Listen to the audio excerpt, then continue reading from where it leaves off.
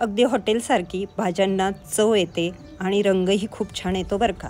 तर नमस्कार मैत्रिणींनो, कुक हॅपी होममध्ये मी सीमा तुमचं खूप खूप स्वागत करते। अगदी सोप्या पद्धतीने थोड्याच साहित्यात म्हणजे जितके मसाले घालायचे तितके आपल्याला इथे घालायचेच आहे। पण हा पाव किलो मिरचीचा मसाला आहे। यात कोणते मसाले भाजायचे आणि कोणते तसेच ठेवायचे हे इथे मी तुम्हाला दाखवलेलं आहे। आणि ह्या पद्धतीने जर तुम्ही मसाला बनवाल तर तुमच्या भाज्या नक्कीच छान होतील। अगदी घरातल्यांना तर नेहमी तुमच्या हातच्या भाज्या आवडतील, पण पाहुण्यांनाही असं वाटेल की तुमच्या घरी जेवायला यावं। अगदी सोप्या पद्धतीने थोड्याच तेलात येथे भाजलेला आहे आणि हे बघा अशा पद्धतीने हे सर्व साहित्य यात घेतलेलं आहे। चला तर वेळ न घालवताच पटकन आपण मसाला भाजून घेऊ। लोखंडाचीच कढई घ्यायची इथे तुम्ही।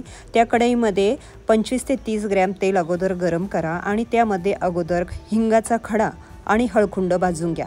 तर ते कसं भाजायचं ते इथे मी तळून घ्या किंवा भाजून घ्या ते इथे मी तुम्हाला दाखवलेलंच आहे। अशा पद्धतीने चारी बाजूने आणि लगेच एका भांड्यामध्ये काढून घ्या। त्यातच लगेच हळकुंड भाजून घ्या आणि ते भाजले की नंतर थोडं तेल कमी केलं तरीही चालेल आणि तेच तेल थोडं थोडं आपल्याला सर्व मसाले भाजायला वापरायचं आहे। अशा पद्धतीने आता हे बघा मी तेल काढून घेते। नंतर कमी तेल केलं की त्यातच लवंग मिरे भाजून घ्यायचे। अशा पद्धतीने जाळून द्यायचे नाही। सहसा थोडासा कच्चा ठेवला मसाला तरीही चालेल, कमी गॅसवर व्यवस्थित भाजून घ्यायचं आणि काढून घ्यायचं ते। नंतर परत थोडं तेल टाकून त्यामध्ये दालचिनीचे तुकडे जितके मी इथे प्रमाण दाखवलेलं आहे, तर म्हणजे मी दुकानातून हेच सांगून आणलं की पाव किलो मिरचीचा मसाला द्या। आता त्यात मी प्रत्येक ग्रॅम वगैरे सांगणार नाही। अशा पद्धतीने तुम्ही पाव किलो, अर्धा किलो, 1 किलो मिरचीचा मसाला आणायचा आणि अशाच पद्धतीने भाजून घ्यायचा। तर त्यामध्येच मोठी वेलची लगेच भाजून घेतली कमी गॅस करून। त्यामध्येच लगेच चक्रीफूल भाजून घेतलं। येथे आपल्याला मसाले जास्त जाळायचे नाही। हे बघा अशा पद्धतीने।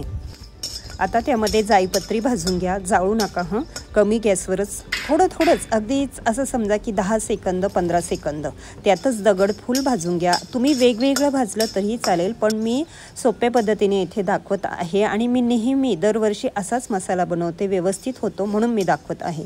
तर बडीशोपही त्यामध्येच भाजून घ्या अशा पद्धतीने आणि ती काढून घ्या। आता परत थोडंसं अर्धा चमचा तेल टाकून त्यामध्ये तेजपानं असे चुरून भाजून घ्या, जेणेकरून ते व्यवस्थित भाजले जातात। बऱ्याच माझ्या मैत्रिणी अख्खेच टाकतात, त्यामुळे ते व्यवस्थित भाजले जात नाही। आता व्यवस्थित म्हणजे किती, तर तुम्हाला तेच सांगते की जास्तीत जास्त 15 ते 20 सेकंद हे पानं तुम्ही भाजून घ्या। याचं प्रमाण थोडं जास्तच असतं, पाव किलो जरी मिरचीचा मसाला असला तरी। अशा पद्धतीने आता थोडं तेल टाकून त्यामध्येच धणे भाजून घ्या। तर धणे थोडेसे असे मस्त खरपूस भाजून घ्या, अगदीच काळे करू नका, गुलाबी भाजून घ्या। म्हणजेच खोबरं तुम्ही किसून घेतलं तरी चालेल, नाहीतर मी अशा पद्धतीने चिरून घेतलेलं आहे। तसं तुम्ही घेतलं तुमच्या कांडपमध्ये जसं दळून देतात तशा पद्धतीने।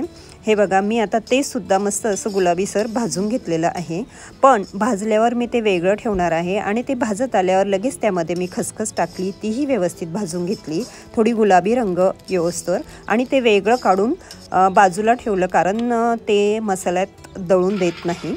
अशा पद्धतीने आता परत थोडं तेल टाकून त्यामध्ये मी ही संकेश्वरी आणि थोडीशी काश्मीरी मिरची घेतली। मसाला बनवताना सहसा तिखट नाही बनवायचा, जेणेकरून तुम्ही कुठल्याही भाजीला टाकला तर खरंच भाजी छान होते। ही महत्त्वाची टिप्स, कारण बऱ्याच माझ्या मैत्रिणी काय करतात, खूप मिरची टाकता आणि मिरची टाकली की मग तो मसाला न लागता तो तिखट मसाला लागतो, मसाल्याची टेस्ट येत नाही। अशा पद्धतीने त्याही मिरच्या भाजून घेतल्या आणि त्या मसाल्यामध्ये मिक्स करून घेतल्या। हे बघा अशा पद्धतीने सर्व काही मिक्स करून घेतलेलं आहे। तर एक लक्षात ठेवा, ह्या मसाल्यामध्ये मी त्रिफळा, सुंठ, रामपत्री, कापूरचिनी, वेलदोडे अजिबातच वापरलेले नाही।